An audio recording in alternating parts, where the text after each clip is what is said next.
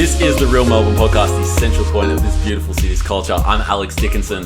Very excited about our guest at the moment, man. Doing big things, man. The EP launch was crazy. Like the EP, getting some numbers on Spotify at the moment. Very talented R&B singer from the South East. We got my man Lakshane in the building. Welcome. Thank you, bro. Thanks for having me. Pleasure to be here, dude. Most definitely. You were just saying behind the scenes that you came from a basketball game. How'd you go, man? Yeah, not bad. It was just a bit of a pickup game.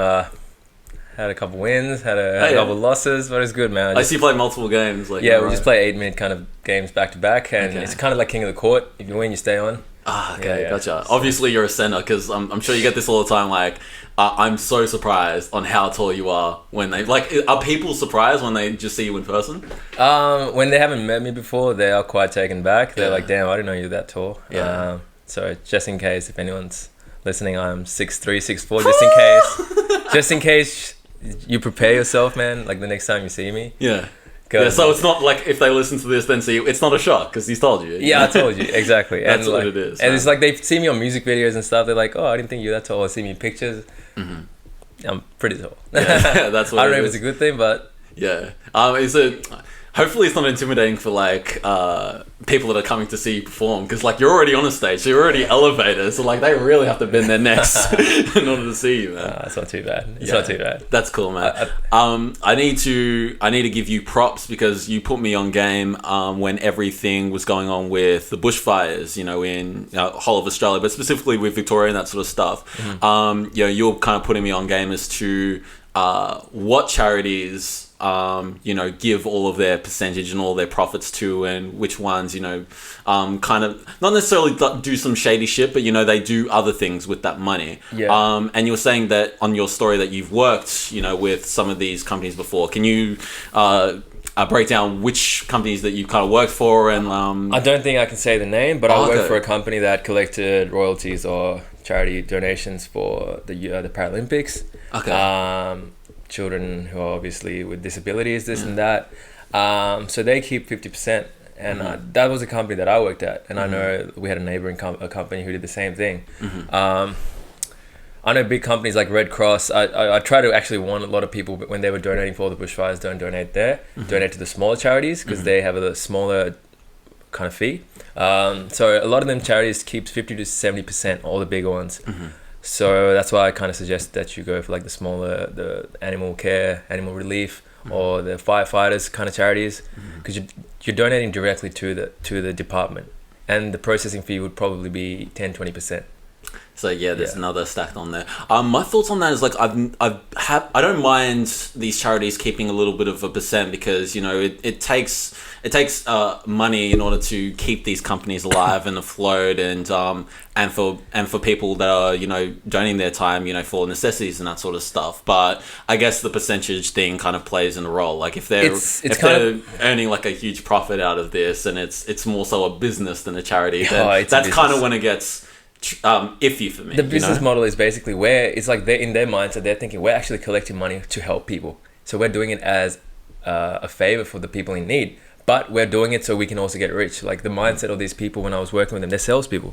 They were like, "Oh, in 1 year, bro, I'll be driving a German BMW, $200,000, like my boss. I come to work every day in a suit. People look at me." That's their mindset. It's not like, "Oh, I actually care about these people," and they're like, the mindset before they go onto the field to collect money, it's really different. It's not what it seems to be. So that's what's concerning. They are doing it for themselves, and just as the business model, they have to donate that 40 to 50% to the actual people in need. And charity means they pay no tax.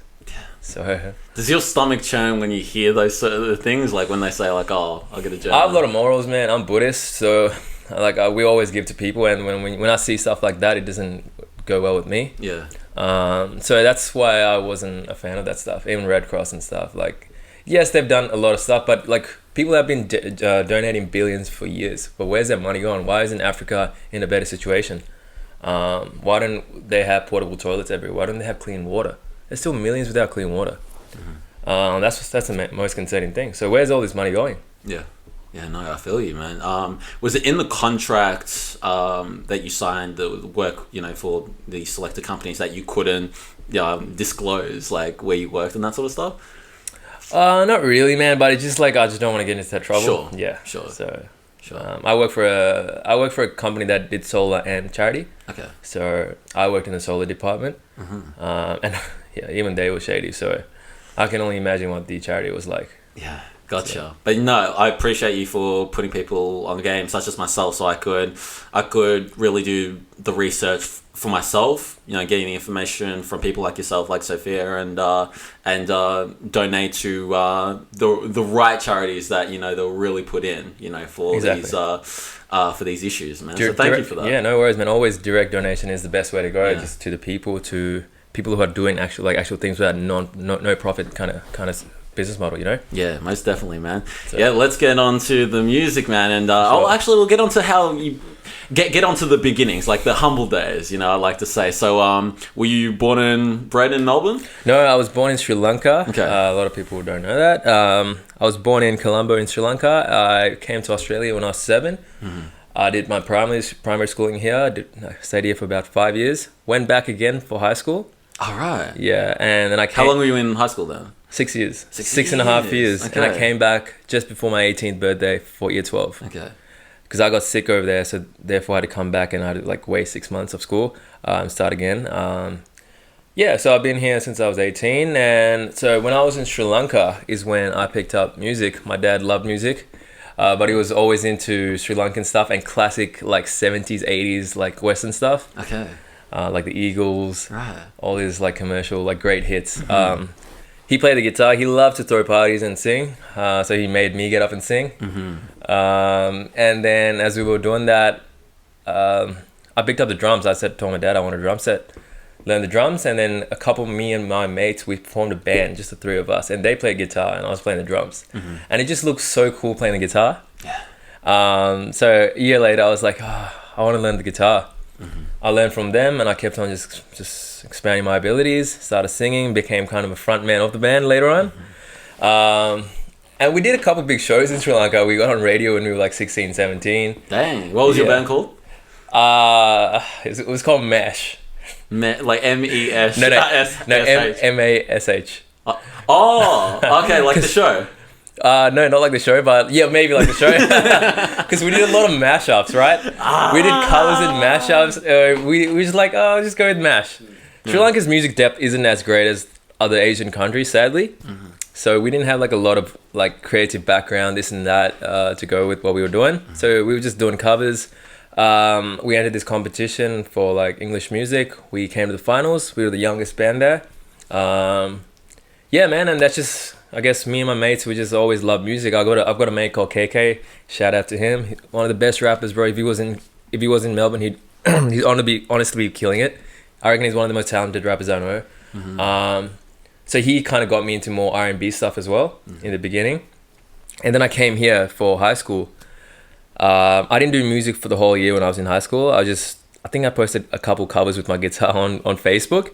And then I realized people were actually liking it, or my mates and stuff. And then I kept on doing that the first year of uni. I taught myself to produce because I couldn't afford going to the studio.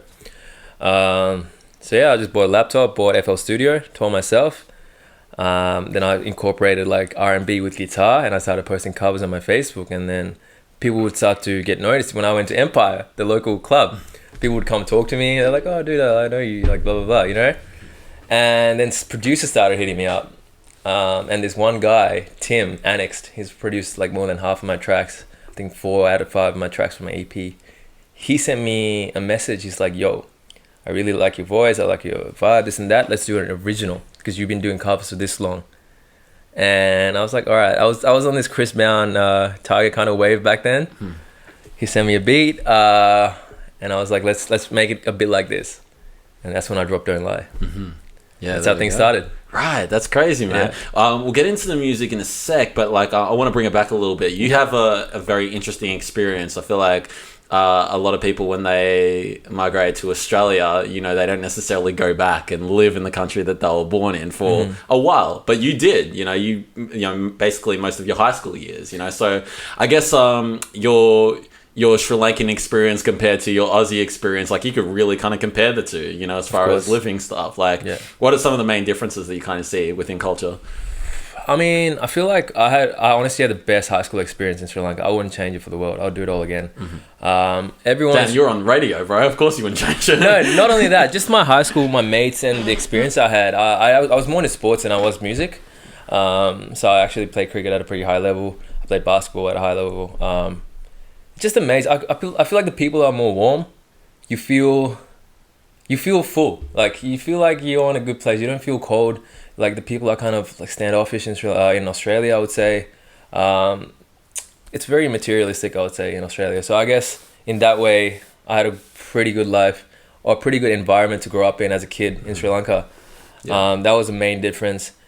I was brought up in a good family, so we didn't have any struggles or anything back in Sri Lanka. But yeah, man, like when I came back to Australia for high school, for my last year of high school, I felt like a lot of people didn't enjoy going to school.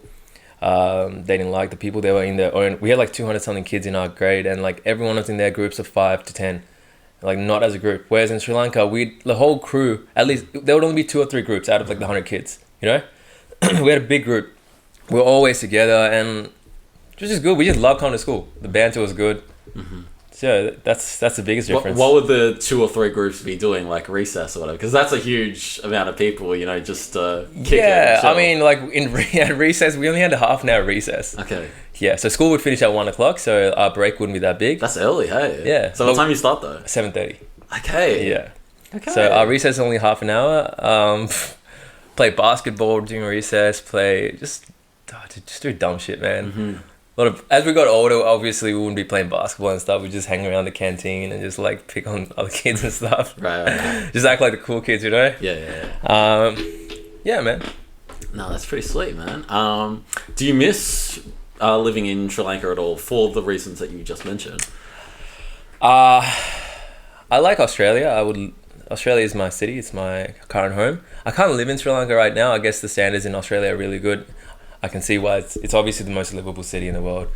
You're safe. Everything's just easy, like probably not getting around, but just like going to the groceries, just the food, the standards of living, this and that. So like it's hard to go back to Sri Lanka for that, but I love going to Sri Lanka for a vacation, and I go almost every year. You need to, right? Because I'm sure you got a lot of family there as well. Of course, right? Yeah. There we go, man. All right, so with the music, you were speaking about your producer, Annexed, was it? Yeah. Annexed, getting you into these originals. Don't Lie comes out, and I was introduced to you from Don't Lie from someone else. So like I've been knowing about your music quite early, I guess. And Don't Lie was definitely a really good record. What was the reception from that, and why did you continue to make music after Don't Lie? I did take a long time with doing Don't Lie. We took a long time with the video planning, this and that. When we did, because it was just our first song, we were just like, let's put out a song with a video. But it made a bit of noise though. It did. Yeah. So like it got on Complex, which is like crazy for our first song. It was pretty cool. AU Dollars covered it. Shout out to them. They've always had me. And then a few clubs, Lux, they use my song for promo on their promo videos. Yeah, sweet. Yeah, I think to avoid because at that time with the Facebook and that sort of stuff, they'll definitely want to avoid copyright. And of course. So the fact that to grab someone's local track is no brainer, right? Yeah. Of course. So that was pretty cool, and it was a good look on us too. And people are like obviously looking, dude, Lakshane's doing something. So I just thought, I can do this. Yeah. I probably wasn't going to stop even if no one listened to it. Yeah. But yeah, I guess it was a good start off track. Yeah, for sure, man. Do you find people relating to your music really personally? Because I listen to Groupie, and there's a lot of aspects in that song that like, I feel this, and like I have similar situations. Not the drug stuff, but other things. People would be able to figure it out if they listen to it. But do you get that from people? Just relatability? Yeah, for sure. Strong relatability though, like, I've felt that moment, Yeah, I mean, surprisingly, I haven't heard that from Groupie actually. Groupie was just like a fuck around song, So it wasn't real? Oh, it was real. It was inspired by real events. Obviously, we put in a situation where, what if this happened? So it was definitely inspired by a real situation. Yeah, that's funny that you said that you felt it in Groupie. I mean, there's more emotional songs that I put out earlier, say... Can't Replace Her was one of the ones on the EP that a lot of people were like, oh man, I've been in that situation, this and that. Actually, before Don't Lie, I did drop a single without a video or anything. It didn't really do that well, but it did play on Sri Lankan radio, and a lot of people called up and it's like, oh, I feel that. I've been in that situation before. Yeah. It's crazy to get love from your home, man. Of course. What else? What other songs have people related to more? Let Her Go. That was a song that I don't know if you've heard that one, but that was. I know. Is that the one? Yeah. Yeah, I guess people who listen to trap and like emo kind of vibe, a lot of people related to that one. They like that a lot. People who like that loved it, and there was people who didn't quite get it because they were probably expecting something like Don't Lie again. Because you didn't do the R&B stuff after that. After that, no, man. I was like, just distance yourself from that. Yeah. I feel like it was.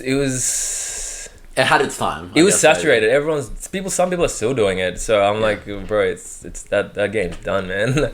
Unless you put like a twist to it in a sense. Of course. I mean, like people like Tiger and dudes are still going that 100 BPM kind of like club kind of vibe. Yeah. So it's still got its market, but I was like, I need to challenge myself and like do something different. So that's why I kind of went more into the trap scene because I was listening to Lyrical Lemonade at that time. Yeah. So yeah. Yeah. Now I respect a singer that can actually sing on these like trap beats. Like I listen to some of these new artists that are coming out, and they impress me. Like the melodic rappers, quote unquote, they impress me, with their first couple of songs. But when they show me that they don't have any vocal range, it's like, oh, I'm kind of off it. Most people are still on it because they appreciate that, and it's something different because they're used to just traditional rappers rapping on trap beats. Yeah. But for me, I like my diversibility, whatever. I like it when these singers are jumping on trap beats and they're giving me different notes, and they can reach certain things. It's not like same sort of same sort of melodies. Kind of. Yeah, over and over again. So I appreciate you for that, man. Thank you, man. To talk about the music video for Groupie, like I was thoroughly impressed with the whole editing, man. Like, who shot that and who edited that? My guy Kyle Karama, one of my homies. He shot Don't Lie as well. Yeah. Did you direct a little? Have you directed some of your music videos? I direct all my music videos with whoever I'm shooting with. I'm like, we got to take this shot from this way. This is how we're gonna do it. Yeah. Even For This Life was very good. Well shot. Yeah, it was. That was probably one of the better music videos. I reckon Groupie could have come out a bit better, but man, I appreciate you saying that. Yeah. I want to ask you a question. What did you relate with Groupie? I done fell in love with a stripper. There you go, man. Who hasn't? Eh? So the whole concept of Groupie was basically a groupie who's turns out to be a stripper.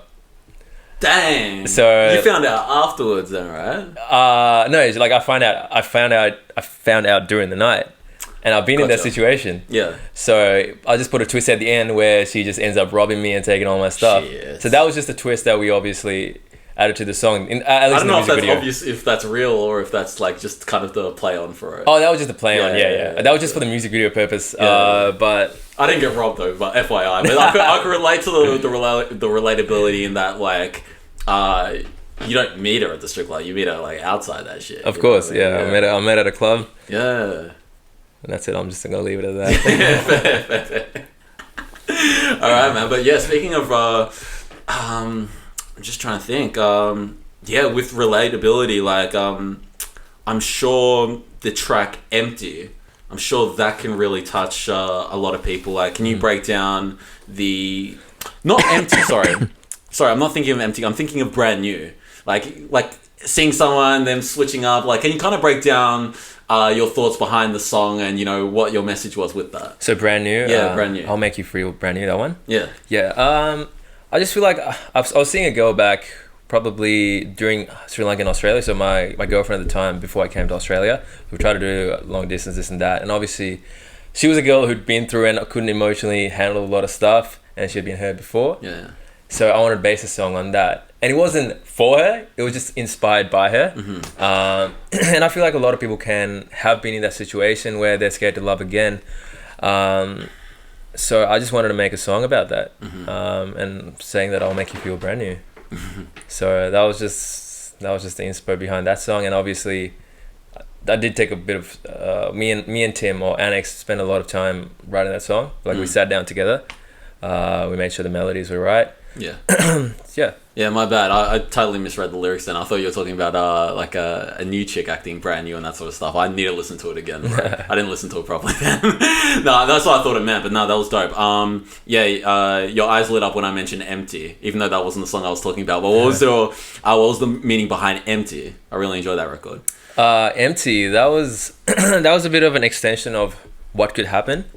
So Empty is more like missing someone and just feeling empty, kind of the love loss due to the life that I pursue, that I neglect. It was because I was neglecting someone that I was seeing because of this music. I wasn't giving it the time. I was frustrated, this and that. Yeah. And it can happen with anyone. If you're doing business, if you're doing whatever you pursue, you want to put all your hours into that, and sometimes you neglect someone who's there for you. That's what the story and the song was inspired by. And in that case, I just wrote about what if this happens and I fuck up. And I end up letting her go for these other quick things, like fast girls, fast life. And then down the line, I'm like, wow, what if she was the one? Yeah. And I let her go. So that's what that song was about. Fair enough, man. Do you have a favorite amongst your tracks, man? I would say Come Alive is definitely up there. You performed that last at your show, didn't you? I did, yeah. Come Alive. You normally, as an artist, you would leave with your strongest song. Yeah. Come Alive was one. I actually didn't think Empty was that much of a track, but it's kind of grown on me. So I would say that's quite up there too. Yeah. Mainly because of songwriting. And I wouldn't even say Groupie because I feel like a lot of people enjoyed that song. Yeah. I feel like I wish it got more editorial playlisting, this and that. Could have gone a longer way. Right. Well, let's speak on that playlisting, right? Because I go through your tracks and I go through the plays. I go through your EP, and this is my thoughts. Correct me if I'm wrong, but it looks like the tracks that you've submitted for playlists, they get the views, but the tracks that you haven't submitted, that's just been on the EP, like they're less than 1,000 views. But you've got quite a few tracks that have hit, the 20,000, 30,000, 50,000 mark. That's all submitted through playlists and that sort of stuff. Is it correct? So only my last two tracks got actually playlisted. Okay. So only from Empty. Okay. Empty on For This Life. Everything else was just organic. Oh, right. Yeah. Fantastic. Yeah, that's interesting, man. Is it tough to kind of pick singles and to see what, like, out of the catalog and all the work that you put into the songs, like, is it kind of like a no-brainer for you which ones that you want to get playlisted and make a single, or is it like... Well, it was my first EP, so it was my first time doing it. Yeah. I had a bit of help with, I work with a publicist. He also kind of gave his input. Yeah. Which we should go with the first single and then the lead track of the EP. And we were pretty much on a similar basis, but he actually picked Empty, which was really surprising for me because I thought it was a sleeper track. So that was the biggest surprise, and we went with it, and it actually worked, and that's when I got my first playlisting. There you go. So I guess whatever he did worked. So yeah, most definitely, man. Yeah. Most def. I think you did a very smart thing with with your EP. It's good to have a bit of an EP launch, a show.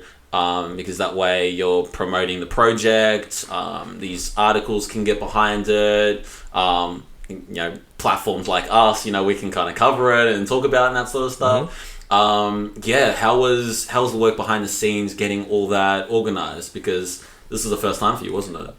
It was a lot of work. I reckon I almost quit music after that. It was just took it really out of me. I guess organizing the show and then dealing with like the small issues and the anxiety and the money that went into it. I was just like, is this really worth it?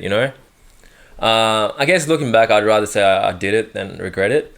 And I went to Sri Lanka. I had some time off, brought myself back to earth, and I was like, I'm ready to go again. So that's what it was, man. And I would say a pretty good success, man. Like you picked the right people for opening acts. I enjoy all the artists that you put on, and I didn't know about Prez beforehand, but Prez put on. He was cool, huh? Prez Crazy. put on a show, man. He was crazy. Yeah, bro. So and even during your songs, like you started a bit of a mosh with one of your tracks. I think it was For This Life, and you don't see that with R&B tracks. Yeah. Right? So the fact that you were getting that, I would say I wouldn't say I'm just an R&B artist. I would say I'm hip hop as well, but I just sing like Post Malone. Okay. You can't really say Post Malone's an R&B artist. So yeah, I can definitely go in between. I probably just don't bar rap. Yeah. A melodic rap, if anything. Yes. So that's probably why the mosh started. Okay. Well, it was that vibe. It was Yeah. it was a trappy R&B vibe. So nah, most def. You've opened up for Sean Kingston. I DJ'd for that show actually. Thanks for coming down, man. Nah, of course, man. Talk about that whole experience, man. It was good. It was really. I was pretty nervous coming into the show. Didn't know what to expect. Didn't know if the crowd would vibe with the way I was going to play originals that they never heard. We obviously did a cover to start and warm the crowd up. That was pretty good. I mean, that was a really good experience. The crowd control is great because they're just having a good time. And I hope I can keep doing that the rest of the year, man. Nice stuff. Did you see kind of like because this was at Empire, you know, this is, you know, your home essentially, you know what I mean? Did you see like a lot of local love and, you know, people really showing support, you know, because, you know, you're from there essentially? Of course, man. Yeah. I mean, a lot of my homies, people I haven't seen in a long time, were there. So it was good to connect with them, and they were probably surprised to see me up there too. Yeah, man. I don't know if they've been following me or what, but yeah, I mean, it's always got to love at Empire. Yeah, most definitely, man. Who are some of the people in the city that you're listening to now? Ooh, Reenie's definitely one of them. Reenie's killing it. Who else? There's a few artists. Let me just think. Can I say maybe from Australia?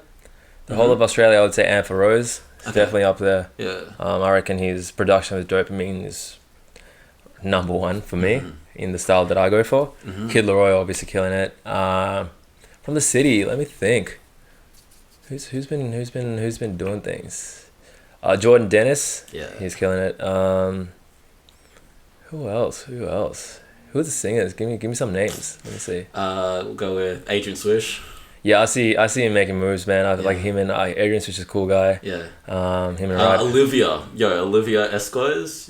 I don't think I'm pronouncing her surname correctly. correctly. I think I saw her. I'm not. She dropped a song called "Attention," man. The music clip as well. I haven't seen it. She's part of the R&R camp. You know, she's, right. And she also is like Rini's vocal coach at times as well.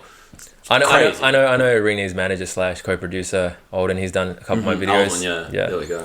Who else, man? Damn, you put me on the spot right there. Alicia Serena as well. She dropped a new single at the moment. Crazy. Yeah, she's part of the RMR camp as well. Sweet, just all vocalists, man. Yeah, shit. Yeah, dude. They've got a crazy vocal range, and the way they write melodies is really good. So Rini's obviously been leading that scene, and Rini's he's just killing it, man. Like his new music video is so dope. I met him at his show. I met him at his last Melbourne show. I went for that show. That was really good. I'm surprised you didn't meet him earlier, knowing you have a bit of a relationship with Albert. Exactly, man. I guess we just never got around to it, because I guess his R&B style is very different to mine. He's very mellow, laid back R&B. So I guess it kind of didn't hit me to like work out a song between us, because probably wouldn't have gelled that well, in my opinion. But who knows, man, down the line. But he's on another level now. So yeah, I mean, you say that, but I look back into his collaboration that he had with Jasper back in 2017, and stylistically, currently they're doing two completely different styles of music. You know, Jasper's kind of like more on the poppy R&B side, whereas like Rini's on like the slower experimental style of R&B. But I really liked their collaboration back in the day. Yeah. So, you know, anything's possible, I feel like. As long as it's like the right beat and, you know, the right vibes, I think you two could definitely, you know, complement each other. If he's down to collaborate, I'm down. Yeah, most definitely, man. Talk about Alwyn, because I feel like Alwyn is one of the most talented people from the city, man. When it comes down to the production, when it comes down to these videos that he's making. I'm not too sure what else he's doing, but photography as well, right? So like, just based off those three things alone, incredible. I reckon he's one of the most, if not the most talented guy I've met. Like, engineer as well. I forgot that. I need to give him props for that. Probably the best engineer that I've come across from the city. Right. Yeah. Okay. I've told him as well. He inspired me because he was running his RMI label. And I was getting inspired. I was following like Drake and The Weeknd, how they had EXO and OVO, and I love how they branded their stuff from the start. So I started my own collection called RFTS. I don't know if you saw it at the show. I was wearing a T-shirt with the label. So I got one of my mates who's on with the collective with me. His name's Atten. His artist name's Atten. I reckon he's gonna do pretty well too down the line. But clothing is definitely something I've always been into. So once I settle and like establish myself more in the music, I'm definitely gonna keep that going too. Yeah, most definitely, man. Any last words? Anything you want to get off your chest and leave with before we end things right now? I reckon Melbourne's in a really good situation right now, and we just have to keep growing and keep not. I wouldn't say collaborating, but just don't put our guards up too much with other artists. Just keep our minds open, like communicate. You don't have to collab with someone. You can be mates with someone. And I feel like if we do that more as a collective without, thinking we're something bigger than the other person, I reckon we can definitely grow more. Like look at Sydney, they're killing it and they're all mates. Like this one and this one might be like BFFs, but like doesn't mean they have to collab just because their sound's different, So I guess we have a bit of a guard here in Melbourne, and I want to see that go down over time, and hopefully it'll go down while I'm still doing music and active. Yeah, it's like it's an ego check in a sense. Man. It is. You gotta drop that shit. You gotta drop that. Like you don't have to collab. Like we get it. Like you can still be someone's mate. Yeah. We can all learn from each other. Most definitely. Drop your socials, man. Where can people find Lakshane? Instagram, YouTube. Just type in Lakshane. I just joined Twitter. If you want to see me talk shit there, get on there. Yeah, that's just mainly it, man. I mean, Facebook page is there too, but I'm more active on Instagram and YouTube, definitely, for sure. That's it. And you can find us at therealmelbourne.com playlist, mix show, and the podcast itself you'll find there. Instagram, Facebook, YouTube, all that jazz. We thank Lakshane for coming down for the Real Melbourne podcast, sharing his story and very interesting stuff as well, man. So like we'll definitely get some nuggets out of this, man. This was sick. Thank you for having me, man. Most definitely. And to leave things how we normally leave it, protect, appreciate the environment, love one another, and be grateful for what you've got. Cheers, guys.